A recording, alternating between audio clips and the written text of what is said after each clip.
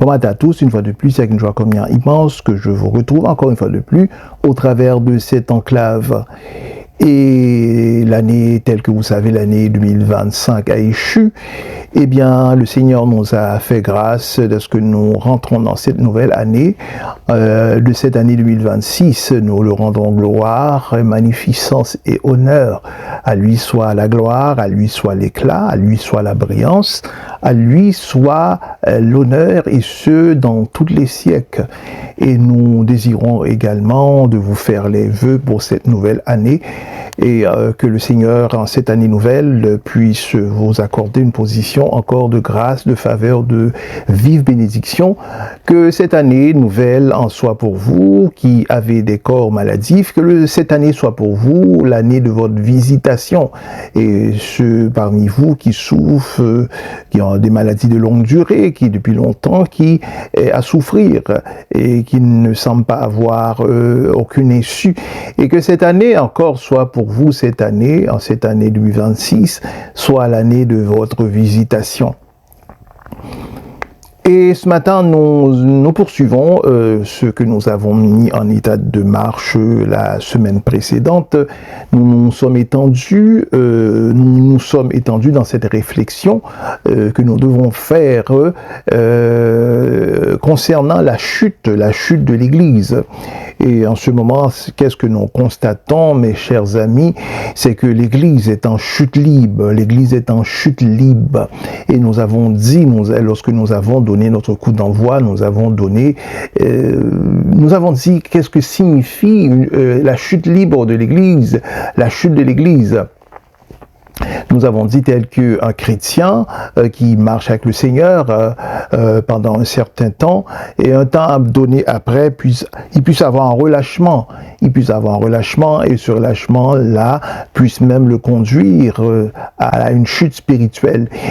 Et il est ainsi de l'Église, lorsque l'Église, nous disons la plupart et non tous, parce que au sein de l'Église, il y a des serviteurs de Dieu, il y a des servants de Dieu qui sont fervents dans la foi, qui marchent, qui ont une démarche avec le Seigneur sérieuse. Ils marchent avec fidélité, et ils sont fermes dans la foi. Ils sont fermes dans la foi, il n'y a pas de compromis dans leur vie privée.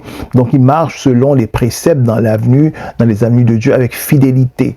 Mais nous avons dit que la plupart des églises, lorsque bon nombre d'entre eux, de ces chrétiens, de ces serviteurs de Dieu, qui aiment maintenant à se conformer, et au monde d'aujourd'hui, au siècle d'aujourd'hui, le chrétien, que nous ne pouvons pas faire aucune différenciation lorsque nous présentons au culte. Ils sont sur la tribune, sur la chaire, les filles vêtues avec des pantalons moulants, des robes moulantes, où la forme de leur sein est parfaitement dessinée dans leur robe.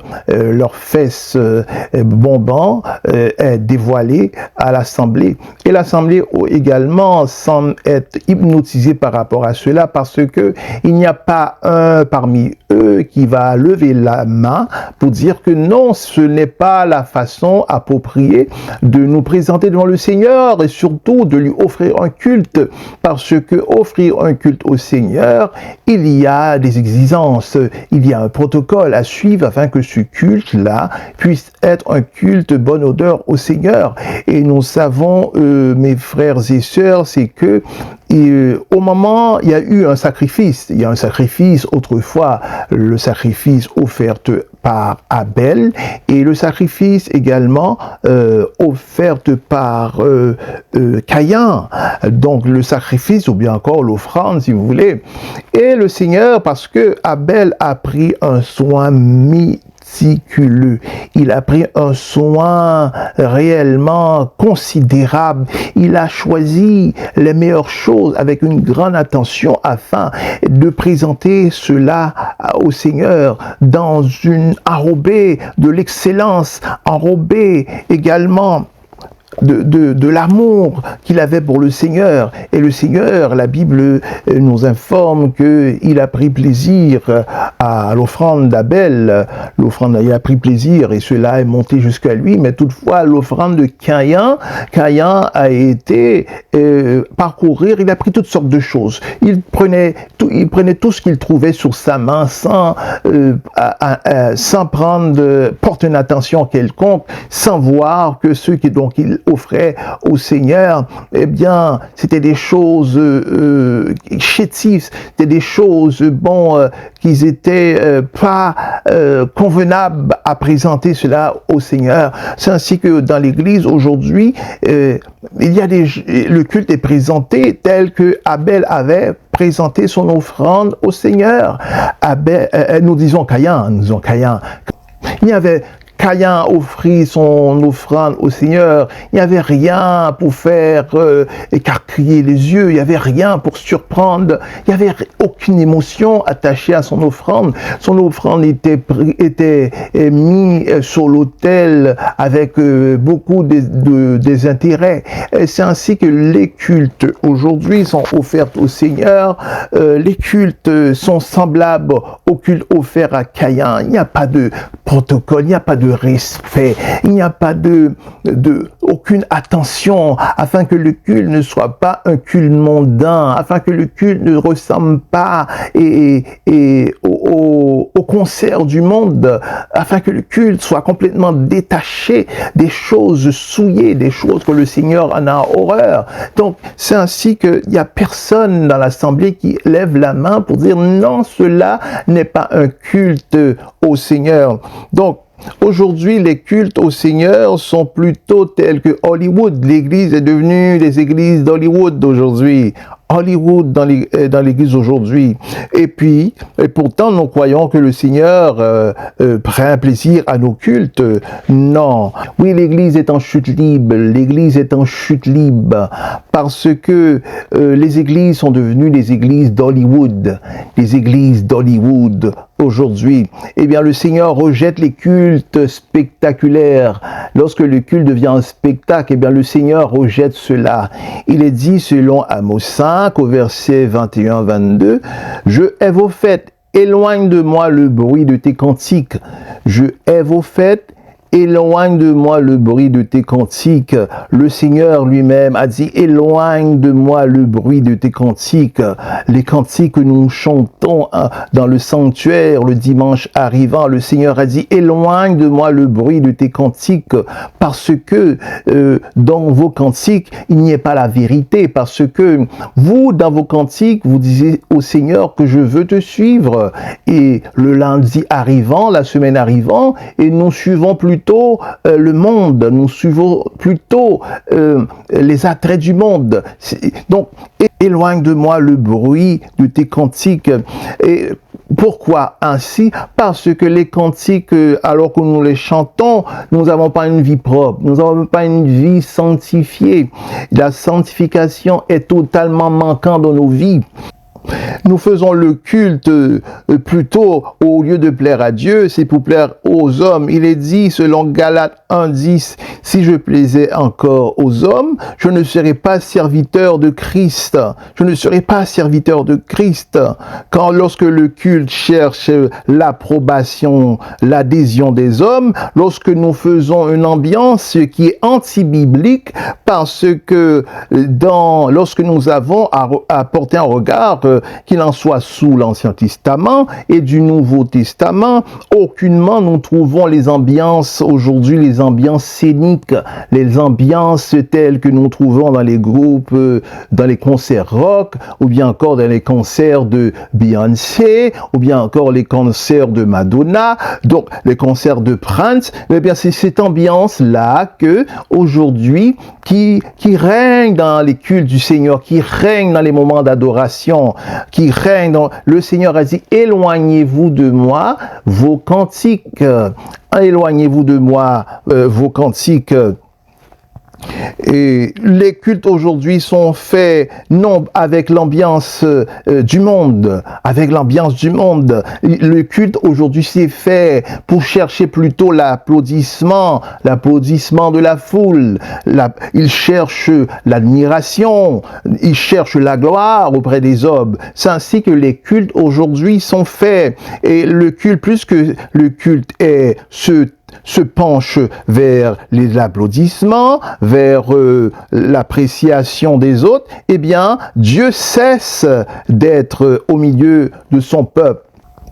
Et ce que nous voyons au travers de ces cultes, le culte est présenté dans un endroit, qui semble être une église, parce que il y a la tribune, il y a les bancs. Alors nous pensons être au sein d'une église. Cela c'est une forme, mais dépourvue de puissance. Ce qui fait une église, ce n'est pas la tribune, ce n'est pas les bancs, ce n'est pas le tapis, ce n'est pas les musiciens, ce n'est pas les cantiques que nous chantons, mais ce qui fait une église, c'est le Saint-Esprit. Lorsque le Saint-Esprit est assis au sein de l'assemblée, est au milieu de son peuple, lorsque le Saint-Esprit envahit toute l'enceinte, envahit tout l'espace, c'est ça l'église. Si les cultes sont faits, eh bien le Saint-Esprit n'est pas. La présence, lorsque nous parlons du Saint-Esprit, nous parlons de la présence de la Trinité, la présence du Père, du Fils et du Saint-Esprit. Mais lorsque le Saint-Esprit n'est pas au culte, il s'agit que maintenant nous ne sommes pas dans une situation d'église. Ce n'est pas l'église, c'est autre chose, c'est autre chose. Donc l'église devient église, c'est lorsque la présence du Seigneur est établie de manière permanente au sein du sanctuaire. Et là, nous parlons d'église. La Bible nous informe selon 1 Jean, chapitre 4, verset 1er, « Ne croyez pas à tout esprit, mais éprouvez-les. Voyez-vous, tout ce qui produit une sensation spirituelle n'est pas toujours Dieu. Parce que les gens qui sont dans les péristyles et sentent aussi des sensations. Et c'est ces sensations-là qui les conduisent en transe. Donc, si nous avons à sentir une sensation, cela ne révèle pas toujours de Dieu, cela ne relève pas toujours de Dieu. C'est la raison pour laquelle la Bible dit, ne croyez pas tout esprit, mais éprouvez-les. Oui, vous êtes au culte et que le culte se tient dans le noir, dans un total ténèbre, et que vous sentez tout à coup, alors que vous chantez, alors vous sentez une forme d'émotion, mais ne croyez pas à tout esprit. Ne croyez pas à tout esprit, ne croyez pas à tout ce que vous sentez, cela relègue de Dieu, Mais la Bible dit, éprouvez-les. Voyez-vous, vous puissiez être au culte et puis pendant l'adoration et vous sentez une sensation spirituelle, mais cette sensation spirituelle que vous sentez n'est pas toujours de Dieu, c'est pas toujours Dieu. Comment pouvez-vous sentir la présence de Dieu alors que le culte est tenu dans la noirceur, dans les ténèbres la plus absolue et que la dirigeante sur la tribune, elle est habillée indécemment. Elle porte ce que une femme qui travaille comme les travailleuses de sexe porterait. Comment pouvez-vous exprimer cela alors que ses ongles sont longues comme une diablesse, qu'elle porte lourd maquillage? Comment pouvez-vous sentir la présence de Dieu? La présence que vous sentez en ce moment c'est autre chose que la présence de Dieu. J'étais exposé à des individus qui écoutent du Aznavour, des titres tels que La Bohème, que je crois que vous savez, et bien encore le chant Je vais t'aimer. Eh bien à l'écoute de ce chant, l'individu fut transformé, transporté par le chant, alors que le chant vient maintenant à percer son âme, car nous savons que l'âme c'est le siège de l'intelligence, de la personnalité, également des émotions. Donc l'individu, le chant avec sa sa symphonique va maintenant imbiber l'âme de l'individu, et l'individu fut transporté par le chant et par sa symphonique. Alors, et également, que dire des concerts de Michael Jackson? Au moment de ces concerts, il y a combien de jeunes filles qui sortent transportées par des brancards, par des ambulanciers.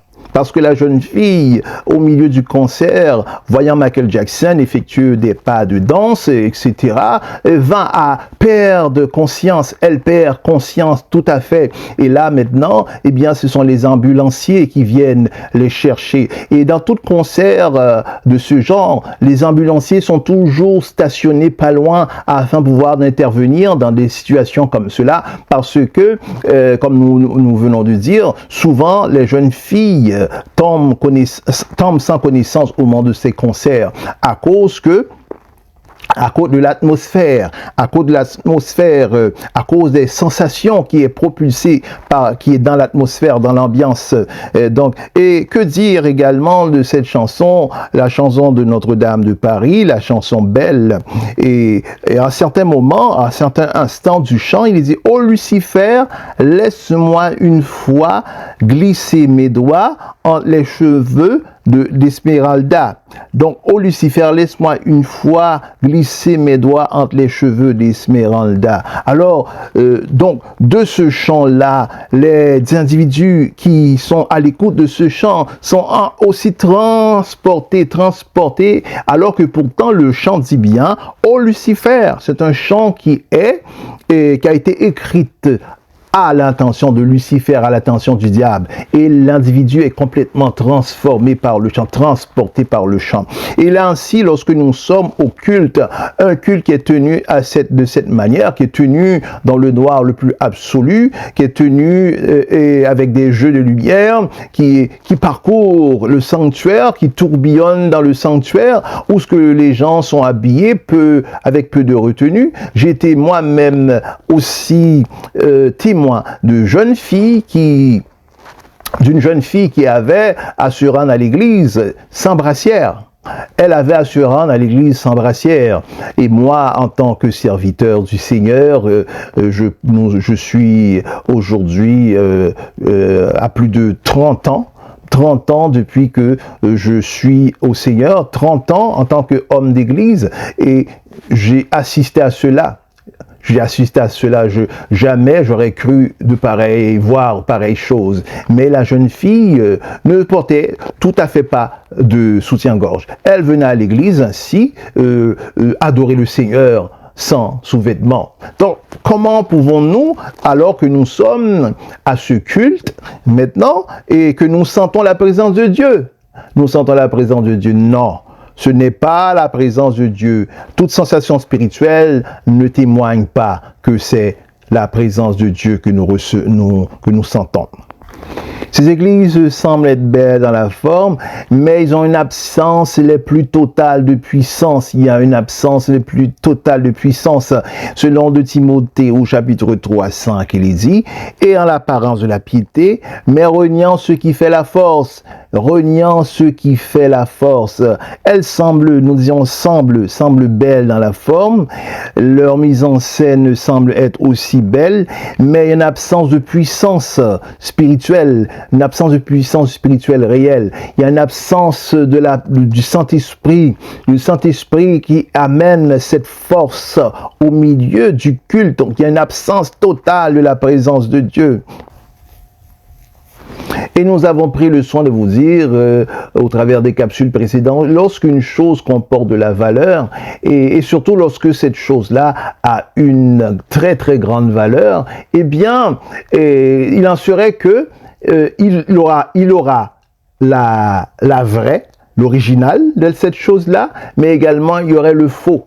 Il y aurait le faux. Donc, puisque cette chose comporte une valeur, donc il serait qu'il y a l'original de la chose et également le faux, la photocopie. Donc, Parce que, pourquoi qu'il y a toujours un faux? Parce que la chose a tellement de valeur que l'individu ne peut pas se procurer, n'importe qui ne peut pas se procurer de cette chose. Alors, il va faire une photocopie de la chose. Il va faire une imitation de la chose.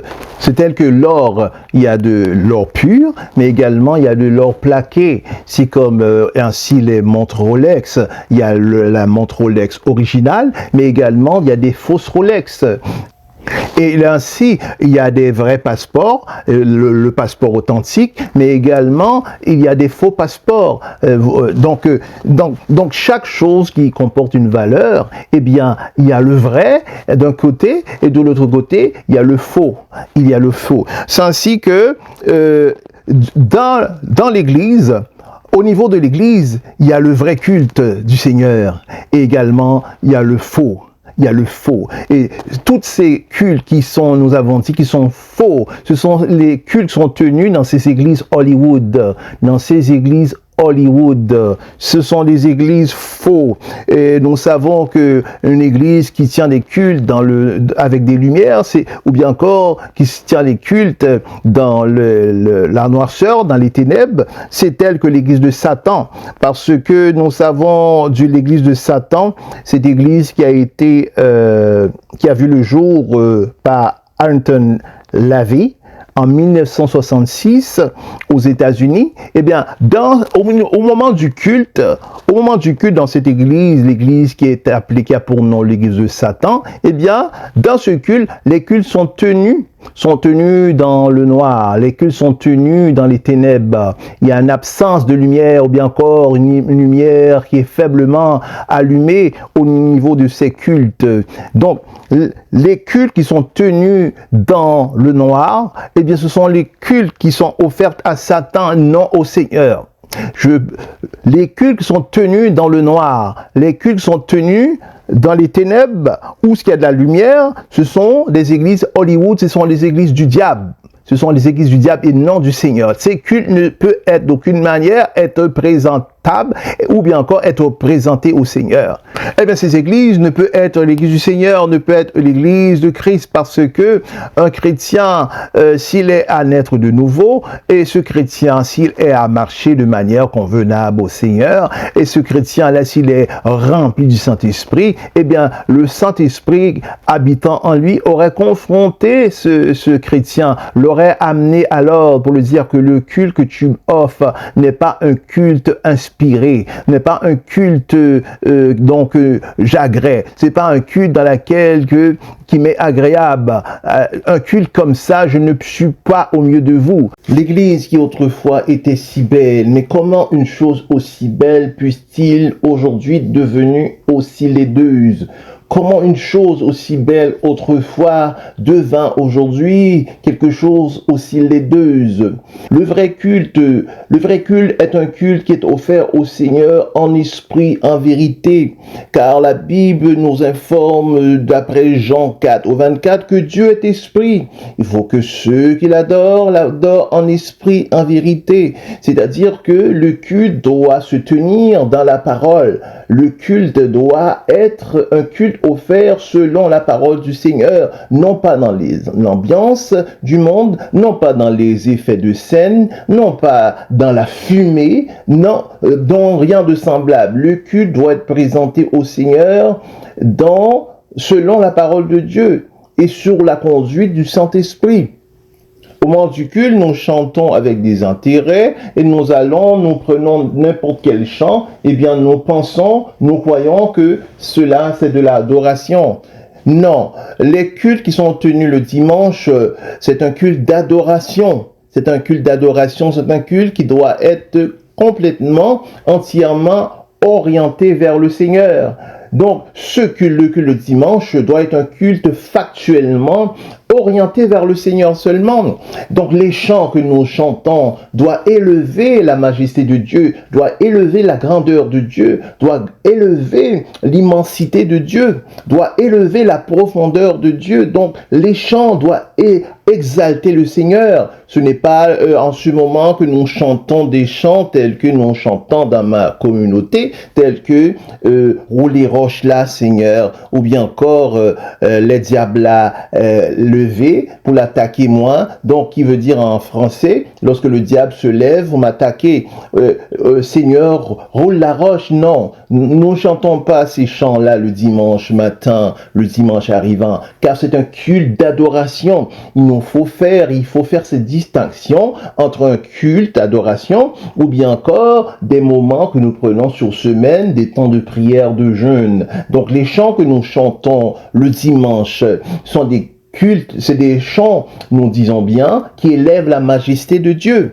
qui élèvent sa magnificence, qui s'élèvent au-dessus de toutes choses. Donc, ce sont ces chants que nous chantons le dimanche arrivant.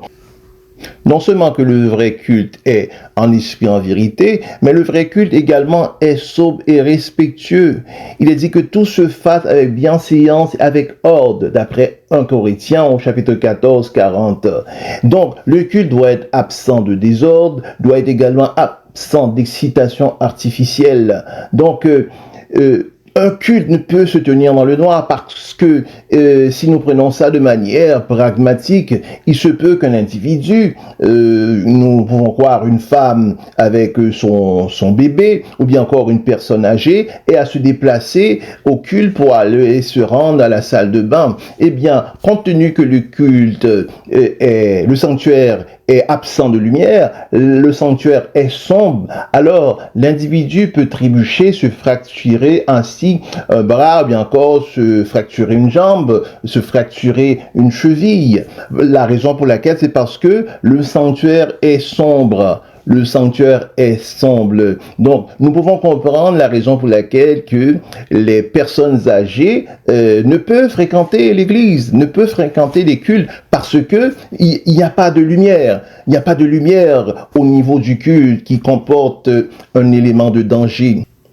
Et je me désole parce que si un pasteur qui est reçu l'Esprit de Christ en lui, qui est rempli du Saint-Esprit, alors qu'il tient le culte ainsi dans les ténèbres, n'est-ce qu'une seule fois seulement, et puis s'arrêter pour se faire la question, n'est-ce qu'une fois seulement, est-ce que Dieu prend plaisir à cela? Est-ce que cela est agréable à Dieu? Parce que le culte, la personne dans laquelle que le culte est déversé, le culte se déverse sur Dieu. Le culte est pour Dieu. Donc, il faut de manière factuelle se poser la question, est-ce que Dieu prend plaisir à cela? Nos lumières, le culte qui est absent de lumière, est-ce que cela fait la gloire de Dieu? La fumée au niveau du sanctuaire, au niveau de la tribune, est-ce que cela fait la gloire du Seigneur? Quelqu'un qui est rempli de Saint-Esprit saurait se poser ces questions. Le culte également doit être fondé sur la parole de Dieu. Le culte doit être fondé sur la parole de Dieu. Selon Actes 2, 42, il est dit, ils persévérèrent dans l'enseignement des apôtres, dans la communion fraternelle, dans la fraction du pain et dans les prières. La crainte s'empara de chacun.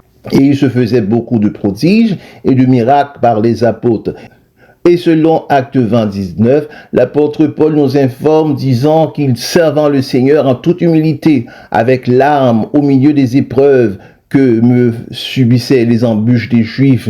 Vous savez que je ne vous ai rien caché de ce qui a été utile, que je n'ai pas eu crainte de vous prêcher et vous enseigner publiquement et dans les maisons.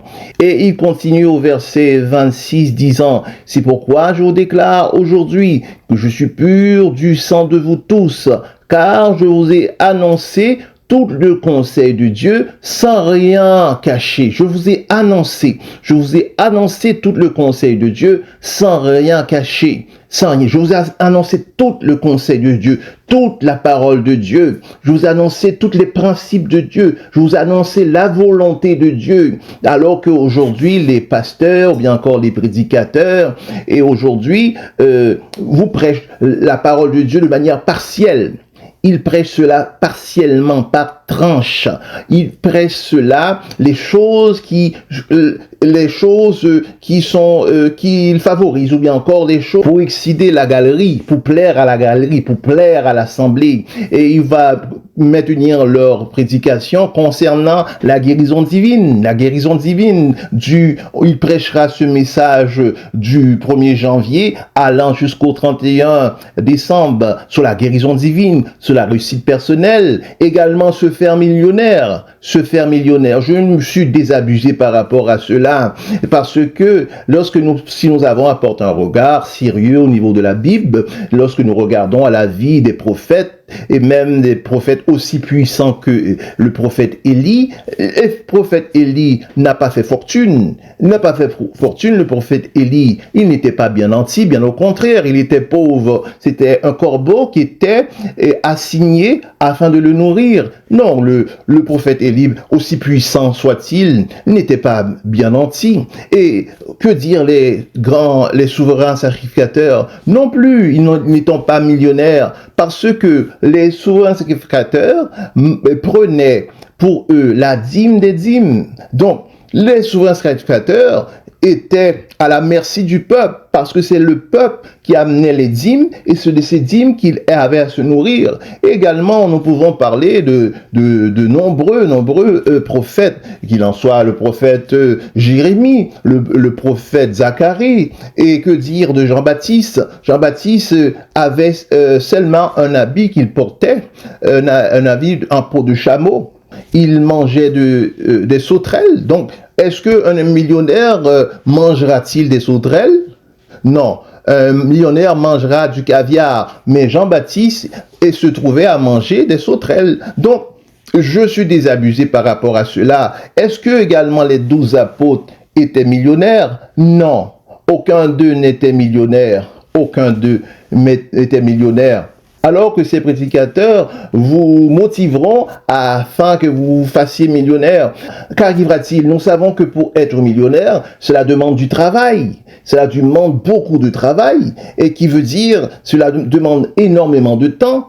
Et parce que si nous prenons le temps, ce temps, que nous travaillons à ce temps, eh bien, combien de temps nous restera-t-il à la consécration? Combien de temps restera-t-il à chercher la face de Dieu? Imaginez-vous que tout ce temps que vous montez, et vous allez par-ci par-là, et pour vous faire millionnaire, et que l'époux arrive.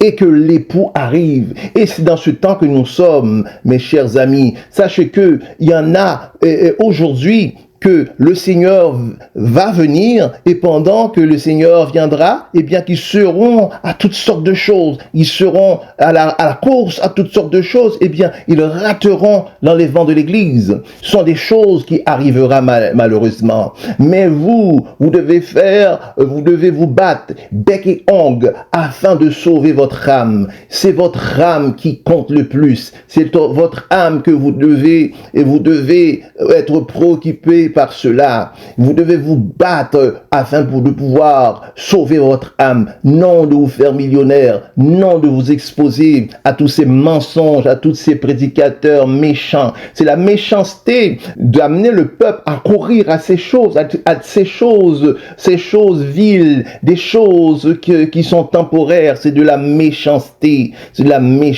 cela. Alors, l'apôtre Paul a dit, je vous ai enseigné dans tout le conseil de Dieu, et ces prédicateurs aujourd'hui, ils arrivent avec du camouflage aujourd'hui, et plusieurs d'entre vous diront, eh bien c'est un bon pasteur, c'est un bon prédicateur. Pourquoi? Parce que vous n'avez pas le discernement. Le discernement ne consiste pas à observer le pasteur s'il a une vie adultère, ou bien encore si le pasteur est dans toutes sortes de margots, je ne sais, mais lorsque nous avons le discernement, nous pouvons discerner parce que la Bible dit que nous le reconnaîtrons par leurs fruits.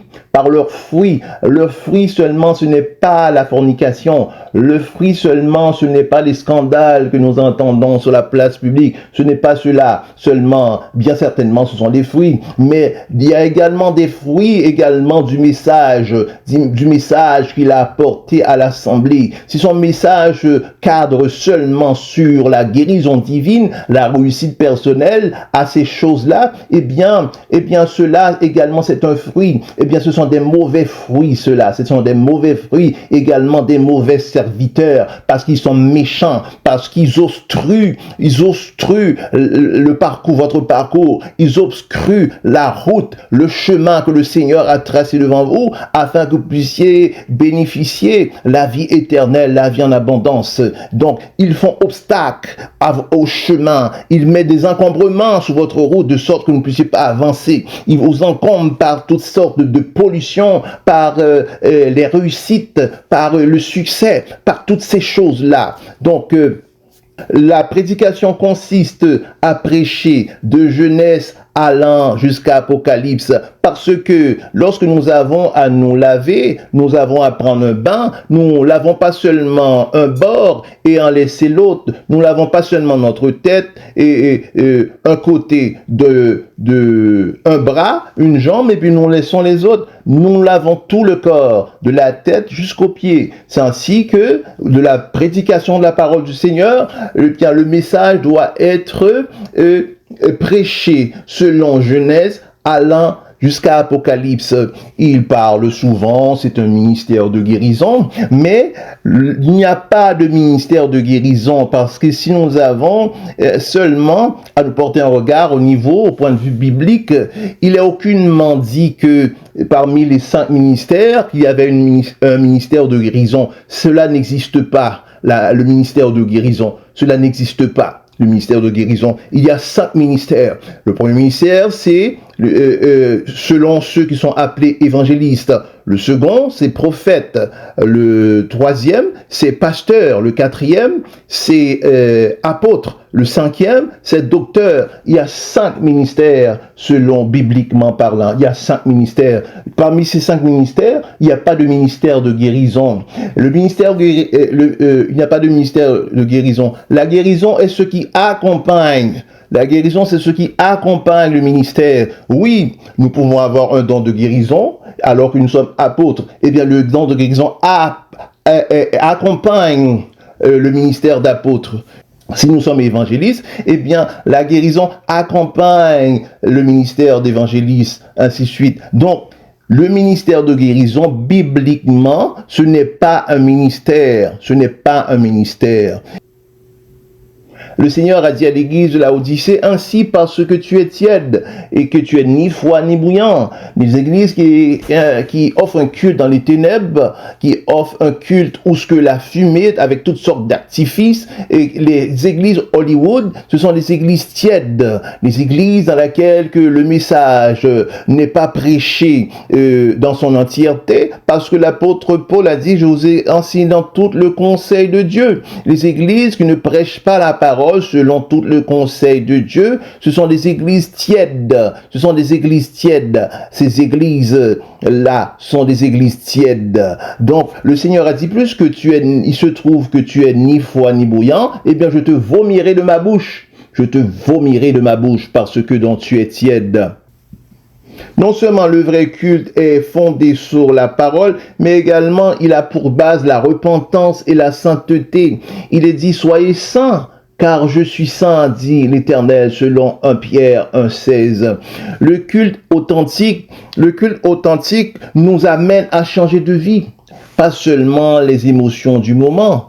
Qu'il en serait d'un païen qui autrefois qui avait une vie nocturne, une vie qu'il passait dans les bars, dans les boîtes de nuit, dans les clubs de danseuses où ce que la drogue bat son plein. Et donc il s'est mis à toutes sortes de drogues, à l'héroïne, au crack, à toutes sortes de drogues dures. Et maintenant arrive au culte et croyant au moment de ce culte, vivre une différence, et au moment qu'il arrive au culte, eh bien, il assiste que les cultes sont tenus dans le noir le plus total, il y a la fumée, et il y a toutes sortes d'effets spéciaux au niveau du culte. Eh bien, cet individu-là, il se dirait que bon, je n'ai pas grand-chose à faire, je n'ai pas trop d'exigences, eh bien, parce que, donc, pourquoi qu'il se dit cela? Il dit cela avec raison, parce que il ne voit pas de distinction, il ne voit pas de différence, qu'il en soit du bar et avec l'Église. Donc, cela est un obstacle à la vraie repentance. Est un obstacle à la vraie repentance parce que l'individu se dit qu'il n'a pas, toutefois, il n'a pas grand-chose à changer. Il n'a pas grand-chose à changer alors que nous savons lorsque nous venons à Christ, nous devons faire un changement de 180 degrés. Mais cet individu, alors qu'il était exposé à ces types d'églises, ces églises Hollywood, eh bien, il se dit, bon, en fait, je n'ai pas grand-chose à faire. Je n'ai pas grand-chose à faire. Eh bien, cela, c'est la voie du diable. Et ces églises-là sont là exactement pour cela. Lorsque les individus aient à fréquenter cela, et il pense que son âme est en sûreté parce qu'il vient à l'église, mais à cause que voyant cela, il sent pas une nécessité de changement, un changement à 180, alors il se croit sauvé, il se croit être dans la faveur de Dieu, mais cela c'est un mensonge. Le vrai culte n'imite pas le monde. Il est dit, ne vous conformez pas au siècle présent, mais soyez transformés par le renouvellement de l'intelligence, afin que vous discerniez quelle est la volonté de Dieu, ce qui est bon, agréable et parfait, d'après Romains 12, 2. Donc, le vrai culte n'imite pas le monde, n'imite pas les jeux de lumière du monde, n'imite pas les artifices du monde. Le vrai culte n'imite pas Hollywood. Le vrai culte, les femmes arrivent à ces cultes-là de manière pieuse. Elles arrivent à ces cultes-là avec une vie dans la balance de Dieu. Elle arrive à ces cultes-là de manière sobre, de manière modérée, s'habillant pas comme Jézabel, ne s'habillant pas comme des femmes de joie. Non, elle s'habille de manière à être des femmes distinguées, Et ce sont de cette manière-là que vous arrivez à plaire à Dieu. Et également, c'est de cette manière-là également que vous arrivez à plaire les hommes sérieux. Les hommes sérieux. Une femme, lorsque cette femme a la volonté de concocter une petite famille, eh bien cette jeune femme va s'habiller de manière réservée. Elle s'habillera de manière réservée. Elle se dévoilera pas. Parce que lorsque elle est à s'habiller de façon aussi provocante, eh bien, les hommes que vous attirez, eh bien, ce ne sont pas ceux qui sont les vrais. Vous n'attirez pas les vrais hommes, vous allez attirer les autres, tous les autres, tout le reste, vous allez attirer. Donc, jamais vous saurez attirer un homme sérieux lorsque vous avez à vous habiller de la sorte.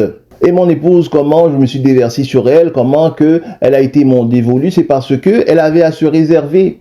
Elle avait à se réserver. C'est une jeune femme de l'époque qui se tenait, qui portait une grande attention à sa manière de se vêtir, à sa manière qu'elle avait à se comporter. Donc, c'est ce qui m'a attiré. J'ai tout de suite vu que c'était une femme dans laquelle que je pouvais réellement me déverser sur elle et la choisir pour faire d'elle mon épouse et la mère de mes enfants. Selon 2 Corinthiens 11, 2, l'apôtre Tab, car je suis jaloux de vous d'une jalousie de Dieu, parce que je vous ai fiancé à un seul époux, pour vous présenter à Christ comme une vierge pure.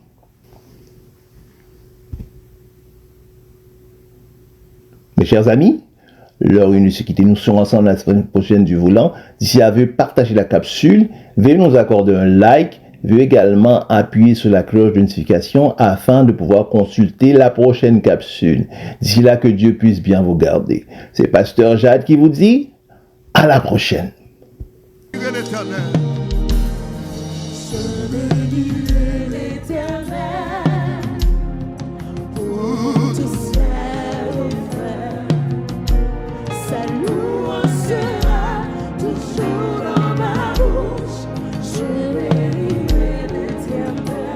Je bénirai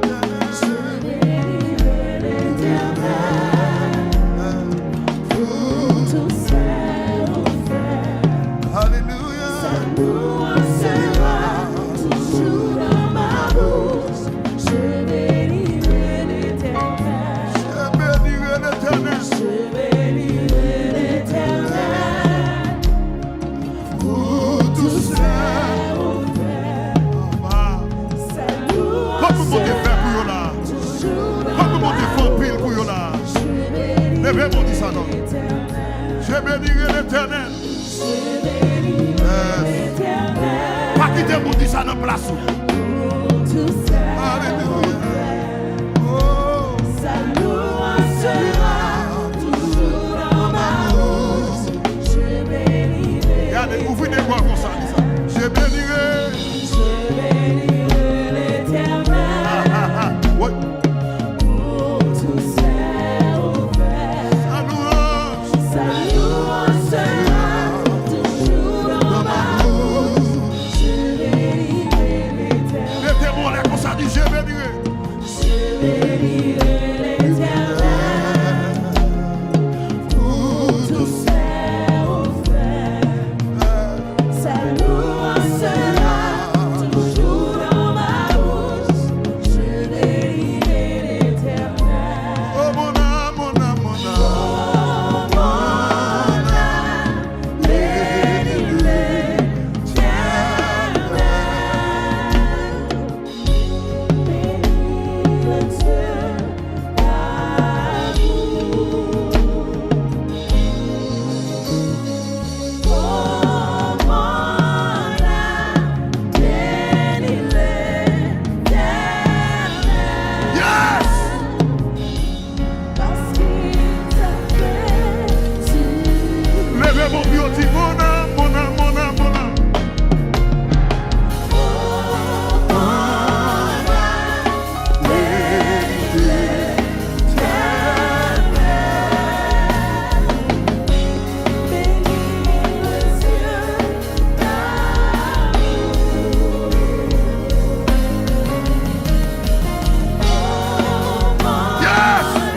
Oui. Béni, béni. Alléluia. Merci 10 minutes. Levez mon dit mon âme, bénis l'Éternel. Oh mon âme, oh mon âme.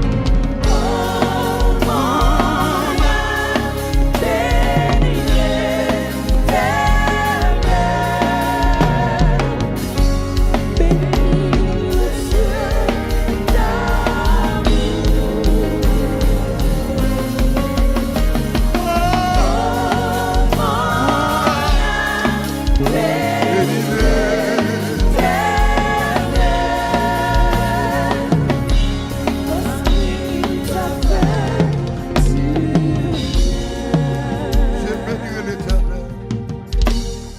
Je bénirai l'Éternel pour tout ce fait.